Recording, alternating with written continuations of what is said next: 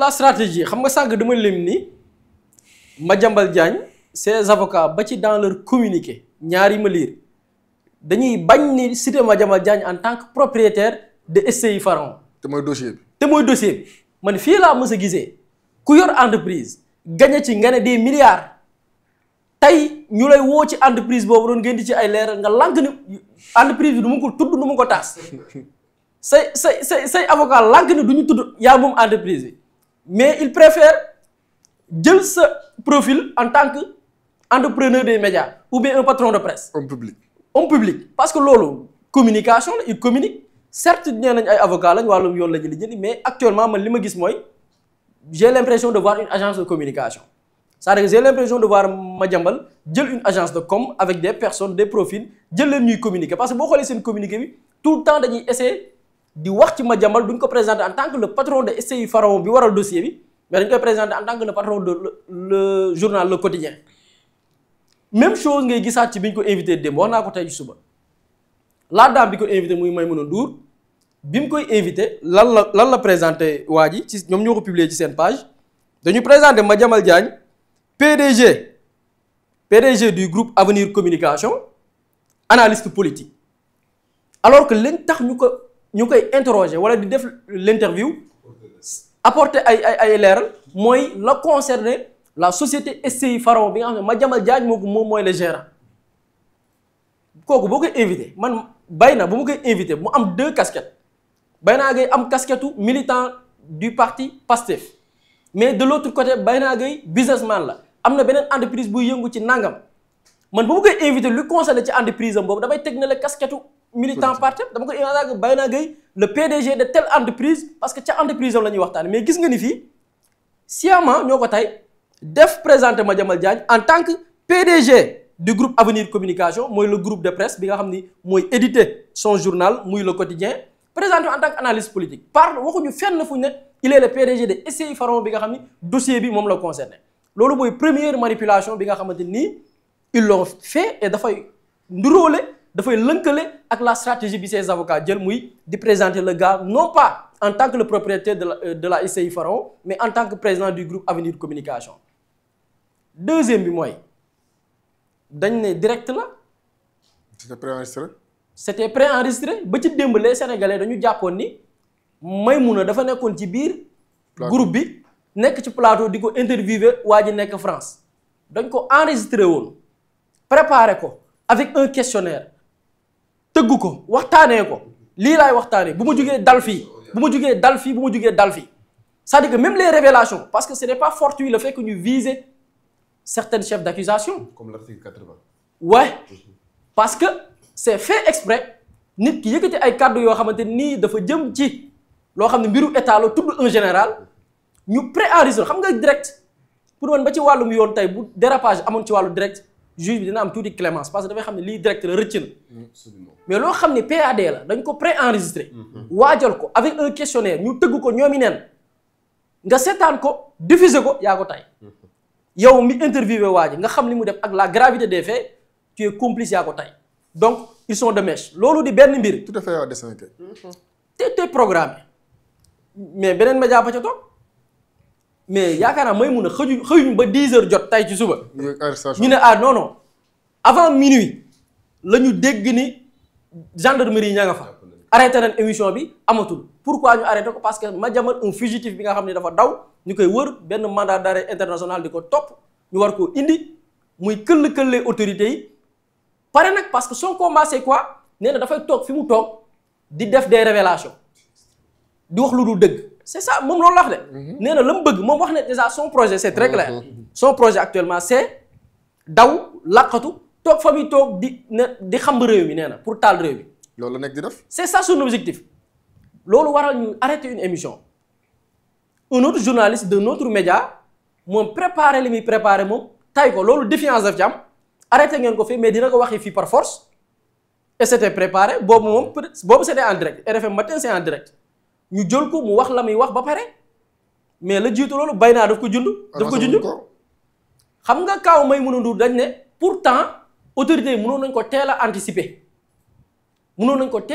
maanaam bi ñu defee l'affiche mënoon nañ leen teel a interpeller ne leen bu mu jàll mais dañ leen bàyyi xëy na loolu leçon la boo xam ne les autorités compétentes dégg nañ ko ëllëg fu ñu annoncé ni Madiambal dafay def émission dinañ teel a artu média ba ne la waa ji ab dawkat la goo xam ne ñu ngi koy wër ab daw làqu te fële la toog ne dafay taal réew mi kon bu leen ko dékk seen i micro pour tel parce que télé boo fi gis dafa am cahier des charges boo xam ne nii da nga ko signé sa diggante ak Sénégal mais TFM qu'est-ce qu'ils ont fait xam ne bu ñu annoncé Madiambal xëy na peut-être émission bi di am bay na tudd na ko la présentatrice dafa ne ab imam ñu déglu ab imam c'est-à-dire que ñun la ñuy fooy quoi en fait dëkk bi peut-être que am na casquette boobu aussi parce que pour résilient la am na ay kii yu bëri yoo xam te solo la c'est-à-dire que dañuy fooyee réew mi c'est-à-dire que annoncé wuñ ko à l'avance parce que RFM matin kuñ ci invité boo xool dañ koy annoncé à l'avance mais dañ ko def surprise ñoo ko tey def ko surprise ba ci la présentatrice ne ñu nit ñi yaa ngi xaar ab imam boo xamante ni xëy na daf ñuy waar ci wàllum diine wala guddik àjjuma gu suba gi ñu nëbb ko donc cela veut dire que tout est planifié maintenant nag pour man moom la bay naa wax te dama koy rejoindre nit ki acte booy mënti posé xam nga li la ci war a fekk ñun li ñuy wax toog fii di wax am na loo war a wax am na loo xamante ni wóor na ni boo ko fi waxee yoon dal sa kaw yaa ko tay ba tax na di nga yemale say kàddu di nga xam foo war a yem di nga am loo war a wax di nga am loo xam ne doo ko wax kon ku ci nekk acte boo posé xam nga li la ci mën a fekk maintenant nag man j'ai l'impression que gars yi fan yi dañu wut ay gars yu kamikaze quoi dama yaakaaroon ni ñiy kamikaze c'est des chroniqueurs mais je vois que léegi ñiy kamikaze sax c'est des journalistes maintenant nag pas n'importe lesquels ñii c'est des patrons de presse ñii c'est des responsables dans les rédactions pour man suñu classe gi peut-être c'est des milliards qui sont en jeu. c'est ça maintenant lan moo nekk en jeu loolu pour man jarul chercher loolu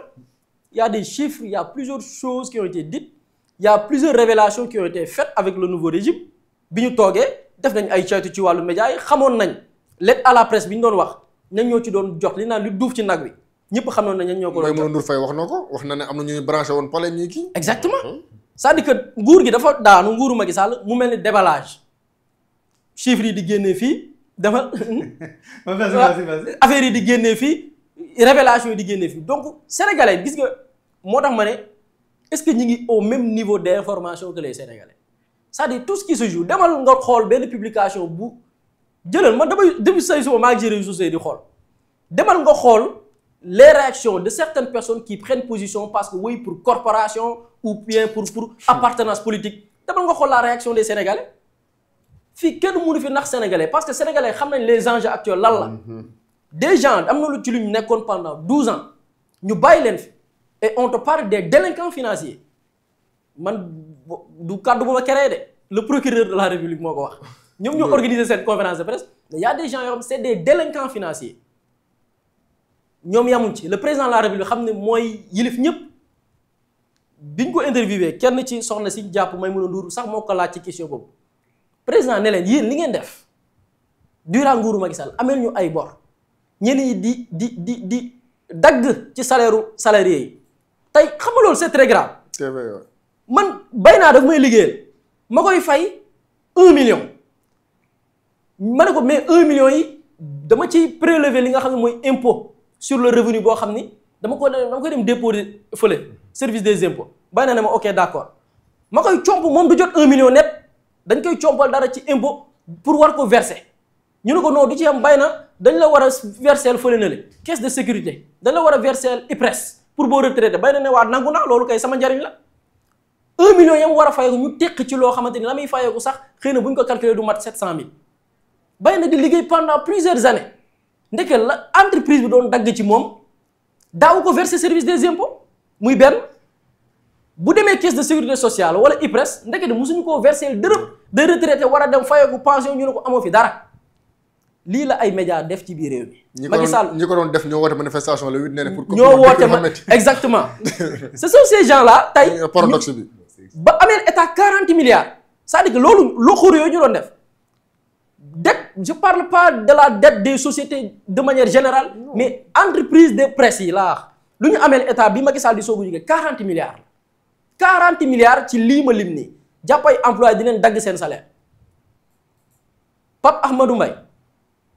am entreprise am soxla publicité dem ci benn média ne ko oui j'ai un cabinet damay def consultance ak yooyu noonu damay def des prestations de service ma dem ci télé sangam ne ko kaay ma fay la télé bi ne ma 2 millions laa defee publicité boo bëggee nga boo bëggul nga ba Pape Amadou Mbaye ne d'accord naa bëgg naa fay 2 millions ñu ne ko non 2 millions de am loo ciy teg am na 18% TVA mu jël 2 millions yi tegaat ci leneen ñu ne ko TVA bi sax ñun duñ ko laal dañ koy jël yóbbu ko service des impôts Pape Amadou Mbaye fay 2 millions fay TVA ya mu jàpp ni média bi da koy jël reverse fekk automatiquement service des impôts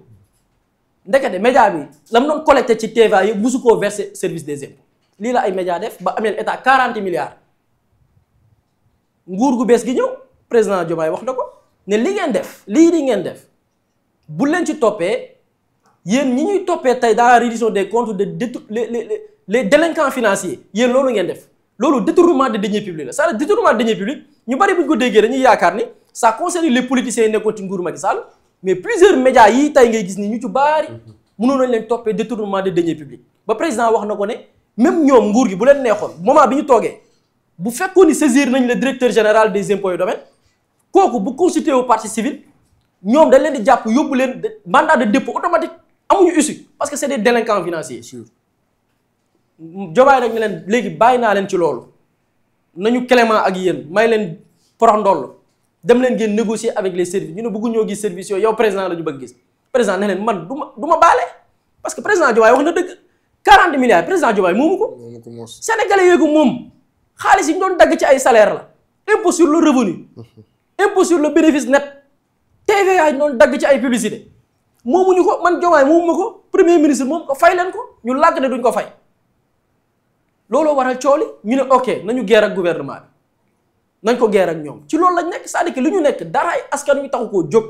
lii mooy la vérité. corporation baax na loolu nag parloo baax na ñoo far mais gis nga far ci dëgg. parce que lii nii ñuy wax ñan ñoo ci nekk les vraies victimes c'est les journalistes. Absolument. Et malheureusement c'est très dommage man damay gis ñenn ñi da nga naan yàlla baax na parce que la ñooñu doon def ba amee Sénégal 40 milliards yow journaliste bi ca nga bokk sa salaire lañ doon comp war koo versé wuñ ko IPRES lañ la waroon cotiser plusieurs médias ici yi ñu tudd nii tey nañu dem xool jamonoy Moussa Bocar Thiam bi ñu defee comité pour caytu yenn médias ñoo war a jot à la aide à la presse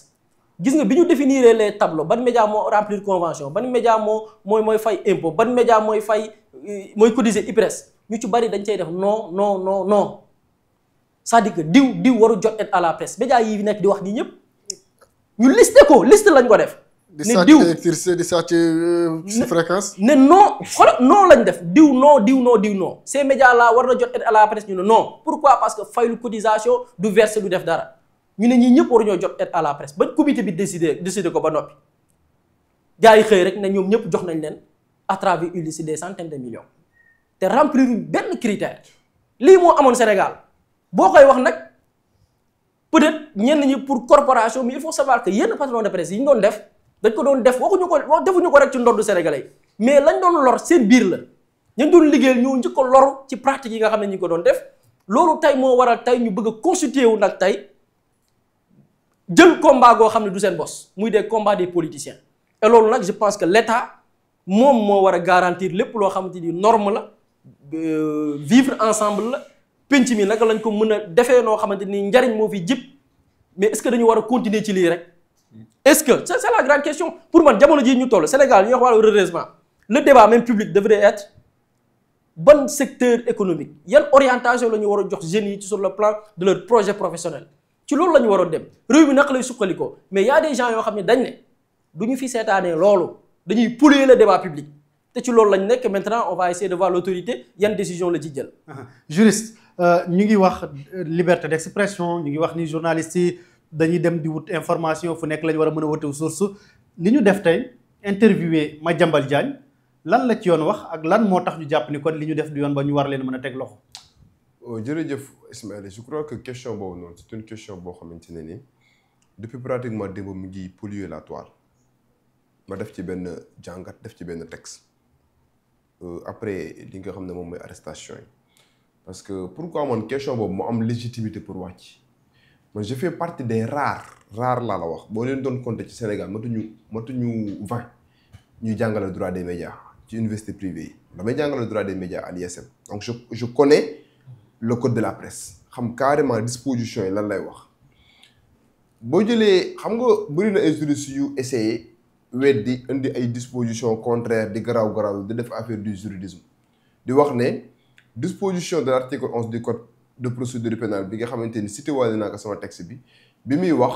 concerné wul ñi nga xam ne tey jii moom mooy journalistes yi mais dafa concerner les personnes qui concourent à la procédure mooy magistrats yeeg entre autres ñooñu la concerné mën na leen yéen kon vous n'avez pas compris l'esprit du législateur parce que législateur bi à travers le code de la presse dafa def de la prospective xam nga mooy prospective xamoon ne genre situation yu mel nii dina ñëw dinañ dem ba nga xamante ni journaliste dina jéem a intéressé wu ci ay dossiers yoo xam ne c'est des dossiers pendants ay affaires yoo xam ne dafa nekk en instruction wala ay actes d'enquête wala ay dossiers yoo dafa concerner le secret défense loolu moo tax mu def un travail d'anticipation daal ciy transposé ci li nga xam moom mooy article 5 bi te boo liiree article 5 bi rappelé na que le journaliste a libre accès à toutes les sources d'information ba nga ay kontaan mu ne mais attention sans entrave aux questions yi nga xamante ne dafa concerner l'ordre public l'intérêt général secret défense secret d'enquête secret de l'instruction mën na leen à partir du moment où disposition bi après avoir rappelé le principe général du droit à l'information parce que loolu c'est un droit boo xam ne ñëpp xam nañ que le public a le droit d'être informé donc yéen journalistes yi am ngeen droit ngeen jël seeni information jëbbal ko askan wi mais dañu attention information yi ngeen di jëbbal askan wi kat sans entrave à l'ordre public warul nekk leen loo xam ne day porter atteinte à l'ordre public sans entrave au secret défense mooy ay secret yoo xamante ne tey jii dafa concerner la défense nationale l'armée et autres parce que dafa am ay documents yoo xamante ne cim réew c'est des documents estampillés confidentiels rappelez-vous Pape Alé Niang mas nañ ko jàpp pour ces genres de situations là pour avoir divulgué ay éléments yoo xamante ne dafa concerner woon la défense nationale. voilà fa laa jëm. léegi tey non seulement ci interview bi Maïmouna Ndour Faye a eu l'outrecuidance mu interviewer un fugitif quelqu'un boo xam ne dafa nekk en cavale bi la sa justice réew soxlaa da nga utiliser ay contention ba daw mais yaa ngi violer li nga xam ne mooy le secret de l'instruction parce que au cours de cette interview là Madiambal Diagne objectif bi mu ci amoon mooy non seulement concocter une opération de déstabilisation une campagne de déstabilisation mais waxaale tey jii nii sur des éléments secrets yoo xam ne dafa nekk ci instruction bi wax mën na leen à partir du moment où moom même bu fekkente ne la journaliste en tant que tel concourir ci procédure bi mais mi ngi pousser inculpé bi parce que Madiambal Diagne dafa am posture inculpé il a été inculpé ñu waroon ko placer sous mandat de dépôt mu daw donc posture inculpé boobu noonu moom mooy am jusqu'à présent puisqu'une procédure de mandat d'arrêt a été lancée à son encontre donc boo defee la corrélation entre les dispositions de l'article 5 du code de la presse et l'article 11 du code de procédure pénale bi nga xamante ne day interdire benn dossier bu nekk en instruction wala en enquête ñu ci prononcé wu day témoigner très nettement que disposition boobu noonu day incriminer ki nga xam ne tey jii moom mooy daan bi et au-delà de cet aspect-là au cours de l'interview man bi may def texte bi sax am na ay éléments ci interview bi yoo xamante ne déglu ma ko mais après tey jii nii par exemple laa constaté ne au-delà du fait que moom bëggoon na wax ci dossier bi mais dafa def ay révélations comme ni ko Bayna waxee yoo xam ne dafa impliquer la défense nationale di impliquer le président de la République di dem bay wax ne am na ay dossiers yoo xam ne moom moo waral aujourd'hui la fissure entre le président de la République et le premier ministre interpellé ki nga xam ne tey jii moom mooy le ministre des forces armées ça veut dire que kooku au-delà de son dossier bi nga xam ne bëggoon na cee wax tam nekk en instruction moom il a pour préoccupation de déstabiliser li nga xam ne tey jii moom mooy la cohésion nationale te bu fekkente ne dafa entreprendre une campagne de déstabilisation en tout cas de la défense nationale loolu nekkatul question boo xamante ne day lié Madiambal Diagne ak la justice ak le pôle judiciaire financier mais day nekk une question d'intérêt national il y va de l'intérêt du pays te campagne de déstabilisation boobu bu ñu ko bàyyee mu prospérer moo am possibilité tey jii wax ay documents yoo xamante ne ni concerné na l'armée concerné la défense nationale loolu war na mën a nécessiter en tout cas képp koo xamante ne ni journaliste nga bëgg a interviewer Madiambal Diagne muy véhiculer li nga xam ne tey jii moom mooy ay insanité di véhiculer ay contre-vérités yoo xamante ne nii mën na écorner en quelque sorte l'image de la République sénégalaise mën na écorner la posture des hautes autorités de ce pays y compris l'institution du premier ministre qu'incarne Ousmane Sonko y compris le ministre des forces armées et le président de la République bi nga xam ne tey jii nii moom mooy le premier des Sénégalais tout tourne autour de lui donc bu fekkente ne par exemple il a franchi le Rubicon en parlant des choses yoo xamante ne nii génn na même cadre institution bi mais mi ngi bëgg a fragiliser li nga xam moom mooy suñu institution il va falloir que justice sénégalaise jël li nga xam ne tey jii moom mooy ses responsabilités sévères sanctionner bépp journaliste boo xamante ne non seulement tu as accordé une tribune à ce fugitif mais aussi def de telle sorte que bëgg a relayer des éléments yoo xamante ne tey jii mën na compromettre li nga xam ne tey jii moom mooy la sécurité nationale et autant d' éléments yoo xamante ne nii buñ ci sukkandiku et le fait d' invoquer xam nga article 80 do ay caaxaan le fait d' invoquer l' article 80 maa ngi dégg ay nit ñu naan pourquoi ñuy invoquer l' article 80 si dañ koy invoquer parce que au delà de la violation du secret d' instruction bi am dafa am ci interview bi ay éléments yoo xamante ne nii dafa mën a atteindre li nga xam ne tey jii moom mooy la sûreté de l'État parce qu'on parle du premier ministre on parle du président de la République on parle du ministre des forces armées et des marchés d'armement mais loolu ça concerne la défense nationale et article 80 boobu ñuy wax ñenn ñi di ko tuddee sa offense au chef de l'État l'article 80 waxul ci offense au chef de l'État offense au chef de l'État c'est l'article 254 du code pénal yaakaar naa man bokkoon naa ci njëkkoon a alerté yenn journalistes yi wax leen bàyyi leen article 80 mooy offense au chef de l'État article 80 moom mooy atteinte à la sûreté de l'État te à partir du moment où article 80 boobu noonu et bokk na ci chef d'incrimination yi même le juge d'instruction amul marge de manœuvre obligatoirement de les placer sous mandat de dépôt loolu article 139 du code de procédure pénale wax bu lay toppee article 56 à 100 du code pénal ak l'article 255 bi wax ci diffusion de fausses nouvelles foofu marge de manœuvre amul parce que c'est des infractions d'une extrême gravité yoo xam ne buñ ko ngàllee sa ndodd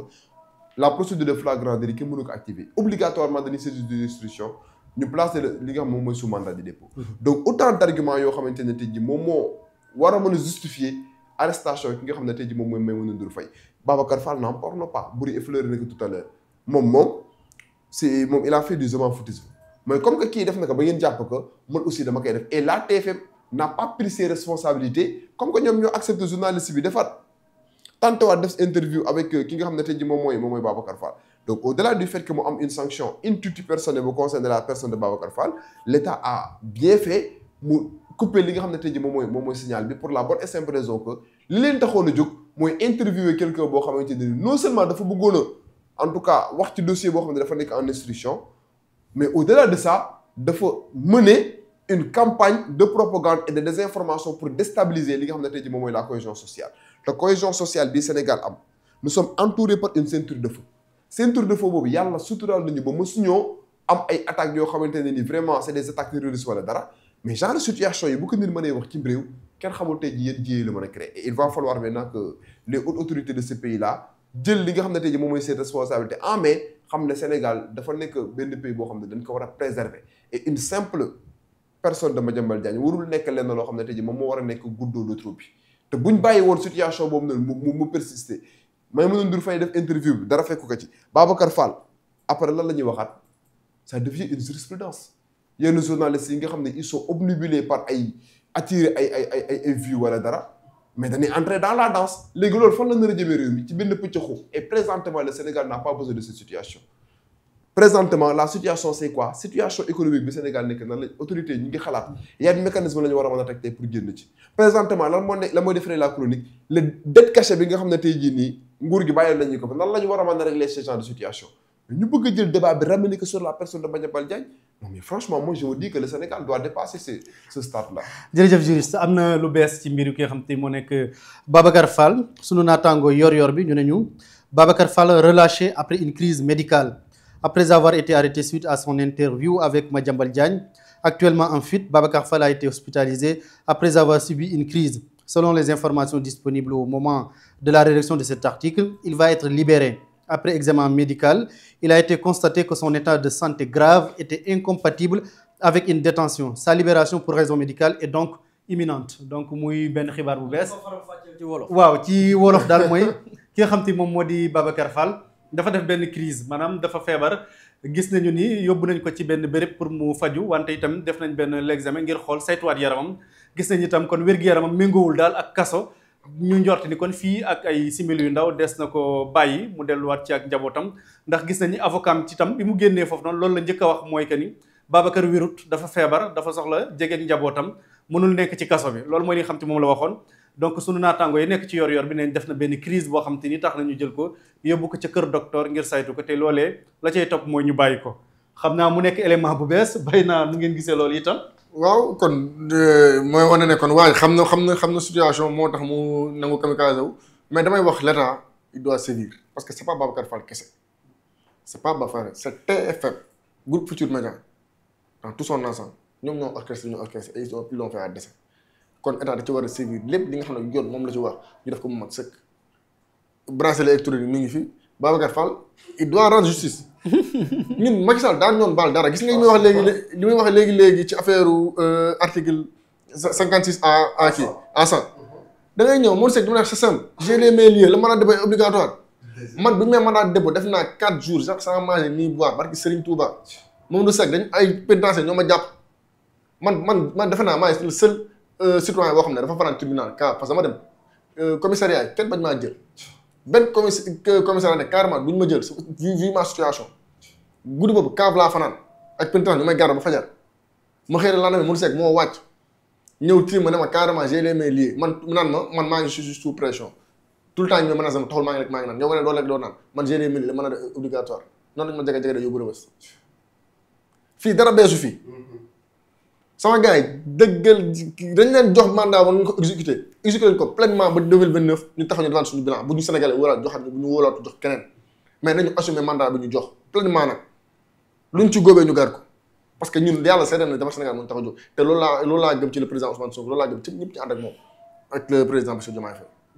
Boury Diakhaté xam naa dañuy dem ci beneen dossier mu ñeel sortie ministre de l'environnement Abdourahmane